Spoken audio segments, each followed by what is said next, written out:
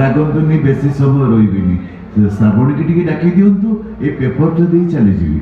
କିଛି ତ ଦେଇପାରିଲିନି, ନର୍ସିଂ ହୋମଟା ତା ନାଁରେ କରିଦେଇଛି। ଆଉ ଏଇ ପେପରଟା ଆପଣ ବି ରଖନ୍ତୁ। ଓ ନର୍ସିଂ ହୋମ, କୋଉ ନର୍ସିଂ ହୋମ? ଆର୍ ନର୍ସିଂ ହୋମ। ପ୍ରଥମେ ଏ ନର୍ସିଂ ହୋମର ନାଁଟା ବଦଳେଇବାକୁ ପଡିବ।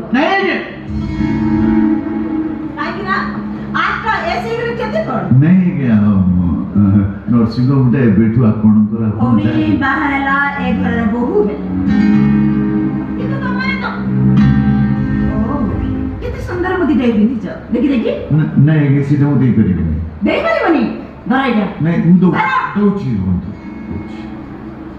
କଣ ବାହାରୁନି? ମନା କରୁଛି। ସତରେ? ଦିଅ ମ।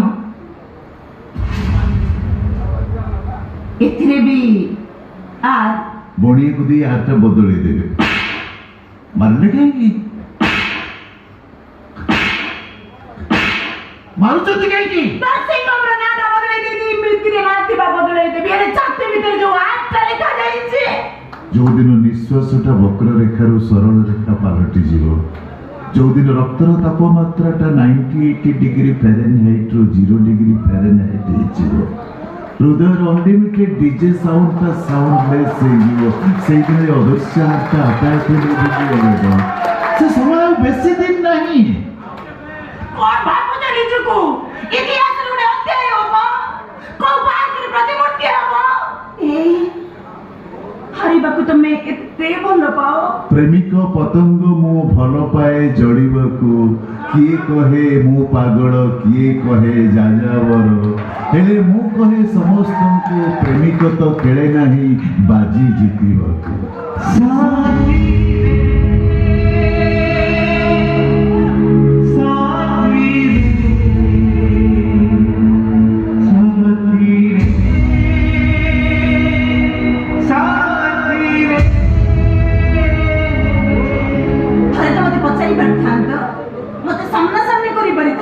କଣ ପଚାରିଥାନ୍ତି? ସମୟ ତ ସେଇଆ ନା। ଏଠି I love you I love ସିନା ସ୍ଥିର, ହେଲେ ୟୁଟା ସବୁବେଳେ ବଦଳୁଛି ନା। ଏଇଆ ବୁଝିଛ ତମେ ମତେ? ଏଇଆ ଭାବିଥିଲ? ତାହେଲେ ବାହାଘର ନିମନ୍ତ୍ରଣ ପତ୍ର ପଠେଇଥିଲେ କିଏ? ମୁଁ ବାହା ହେଇଛି। ଯଦି ମୁଁ ବାହା ହେଇଛି ତାହେଲେ ମୋର ସ୍ୱାମୀ କାହିଁ? ସୁନ୍ଦରୀ ମାନଙ୍କର କଣ ଗୋଟିଏ ସ୍ୱାମୀ ଥାଏ ନା ସେ ଗୋଟିଏ ସ୍ୱାମୀରେ ସନ୍ତୁଷ୍ଟ ହୁଅନ୍ତି? ତାହେଲେ ମୋ ହାତର ଶଙ୍ଖା, ମଥାରେ ସିନ୍ଦୁର ତ ଦେଖି ପାରିଥାନ୍ତ। ତମେ ପ୍ରାୟ ଜାଣିନ, ଆଜିକାଲିର ଝିଅମାନେ ବିବାହ ପୂର୍ବରୁ ସିନ୍ଦୁର ପିନ୍ଧିବା ପାଇଁ ଯେତିକି ବ୍ୟସ୍ତ, ବିବାହ ପରେ ସିନ୍ଦୁର ଲୁଚେଇବା ପାଇଁ ସେତିକି ବ୍ୟଗ୍ର। କାହିଁକିନା ସିନ୍ଦୁର ପିନ୍ଧିଲେ ତାଙ୍କ କ୍ରେଜ କମି ଯାଉଛି। ଭାବିଲି ତମେ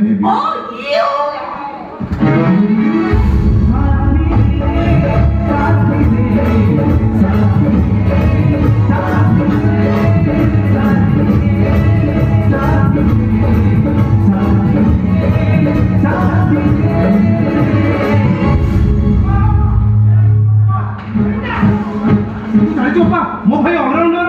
ସେଇଟା ତୋ ଭାଇ ନୁହଁ କି ମୋର କେହି ନୁହଁ, ସେଇଟା ଗୋଟେ ମଣିଷ ପଶୁ। ସେଇ ପଶୁର ପଶୁ ପଡ଼ିଆ ମୋ ଠାରୁ ବେଶୀ କେହି ଜାଣିନାହାନ୍ତି ଅପା। ତା କଥା ଆମେ ପରେ ବିଚାର